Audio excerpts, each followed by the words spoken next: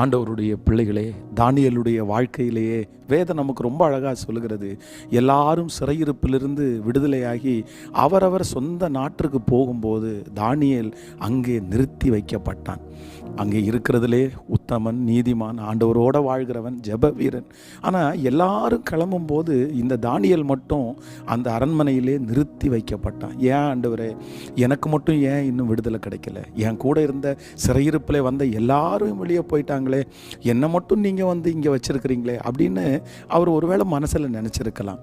ஆனால் வேதம் சொல்லுது, தரியு என்கிற ஒரு ராஜாவை கர்த்தர் வசமாய் திருப்புவதற்காக, அவர் மூலமாய் தேவனுடைய ஆலயத்தை கட்டுவதற்கு, தேவைகள் சந்திக்கப்படுவதற்கு, அந்த தரிவுக்கு தேவன் ஒருவர் பெரியவர் இருக்கிறார் என்கிறத காண்பிக்கிறதுக்காக தான் தானியேலை அந்த இடத்துல கர்த்தர் தங்க பண்ணினார். ஆண்டவருடைய பிள்ளைகளே, சில நேரங்களிலே நம்முடைய வாழ்க்கையிலே ஆண்டவர் சில காரியத்தை நமக்கு தாமதமாய் கர்த்தர் தருவார்.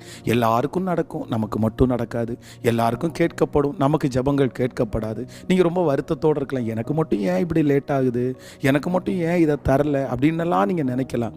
நீங்கள் கண்டிப்பாக கவலையே படாதீங்க. ஆண்டவர் ஒரு காரியத்தை நமக்கு தாமதம் பண்ணுகிறாரானால், ஒரு காரியத்தில் ஆண்டவர் நம்மளை வெயிட் பண்ணுறாருன்னா கண்டிப்பாக அதில் ஒரு பெரிய நோக்கம் உண்டு.